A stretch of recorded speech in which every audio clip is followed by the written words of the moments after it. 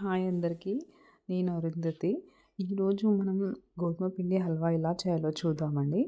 దీనికి కావాల్సిన పదార్థాలు వచ్చేసి 1 కప్పు గోధుమ పిండి, 1 కప్పు నెయ్యి, 1 కప్పు పంచదార, తగినన్ని వాటర్ అండ్ కొన్ని డ్రై ఫ్రూట్స్ కిస్మిస్, బాదం మీ దగ్గర ఏదైనా అవైలబుల్గా ఉంటే అవి కూడా వాడొచ్చు. సో ఇప్పుడు మనం ప్యాన్ పెట్టుకోవాలి. ప్యాన్లో మనం ఘీ యాడ్ చేసుకోవాలి. నెయ్యి యాడ్ చేసుకున్న తర్వాత అందులోనే మనం ఇందాక తీసుకున్న కప్ గోధుమ పిండి ఉంటుంది కదా, అది యాడ్ చేసేసుకోవాలి. అది యాడ్ చేసుకున్న తర్వాత ఇప్పుడు ఆ గోధుమ పిండిని బాగా నెయ్యిలో రోస్ట్ చేయాలండి. కాసేపు ఒక 2 మినిట్స్ దాకా బాగా నెయ్యిలోనే రోస్ట్ చేస్తూ ఉండాలి. కొంచెం కలర్ అనేది చేంజ్ అవుతుంది. కొంచెం క్రీమీష్ ఎల్లో కలర్లో చేంజ్ అయినప్పుడు మనకు అర్థమైపోతుంది. సో కొంచెం స్మెల్ కూడా వస్తూ ఉంటుంది, బాగుంటుంది. సో ఇప్పుడు మనం పక్కన ఒక ప్యాన్ పెట్టుకోవాలి. ఆ ప్యాన్లో కొంచెం పంచదార యాడ్ చేసుకొని, అది కప్ ఇందాక తీసుకున్న కప్ పంచదార యాడ్ చేసుకొని వాటర్ వేసుకోవాలండి.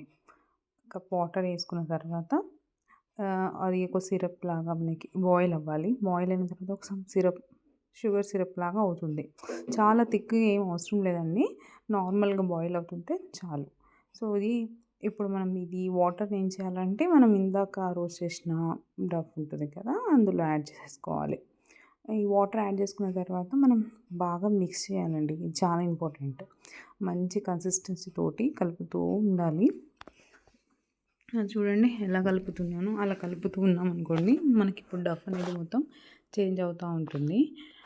ఒక 2 మినిట్స్ దాకా కలపాలి. లో ఫ్లేమ్లోనే ఉండాలండి మంట.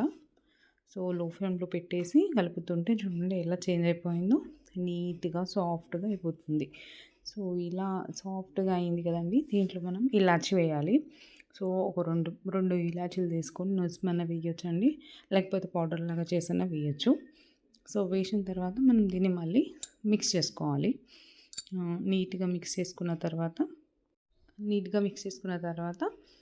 చూడండి ఇలా మొత్తం ఇలాచి అంతా కలిసిపోయేలాగా కలుపుకోవాలి. ఇప్పుడు మనం డ్రై ఫ్రూట్స్ అనేవి చిన్న చిన్నగా కట్ చేసుకొని యాడ్ చేసుకొని, ఇది కూడా మనం మిక్స్ చేసుకోవచ్చు. మిక్స్ చేయాలి. డ్రై ఫ్రూట్స్ అంతా మిక్స్ అవ్వాలి. సో మిక్స్ అయిన తర్వాత ఒక 1-2 మినిట్స్ అంతే అండి, అంత అవసరం లేదు ఇంకా పెట్టడం. అయిపోయిందండి. ఇప్పుడు మనం బౌల్లోకి తీసేసుకోవాలండి. ఒక బౌల్లోకి షిఫ్ట్ చేసుకున్నాం అనుకోండి, కొంచెం వేడిగా ఉన్నప్పుడు తిన్నారనుకోండి, చాలా అంటే చాలా బాగుంటుంది. డెలీషియస్గా యమ్మీగా ఉంటుంది. నోట్లో పెట్టుకునేసరికి సాఫ్ట్గా కరిగిపోయేలాగా చాలా బాగుంటుంది. మీరు ఒకసారి ట్రై చేయండి. గోధుమ పిండి హల్వా చేయడం కూడా చాలా ఈజీ, టైం టేకింగ్ ఏం కాదు. అండ్ తింటే కూడా చాలా బాగుంటుంది. ఒకసారి చేయండి. థ్యాంక్స్ ఫర్ వాచింగ్ అండి. Do subscribe to my channel. ఒకసారి మాత్రం చేసి నాకు కమెంట్ పెట్టండి ఎలా వచ్చిందో. థ్యాంక్ యూ అండి.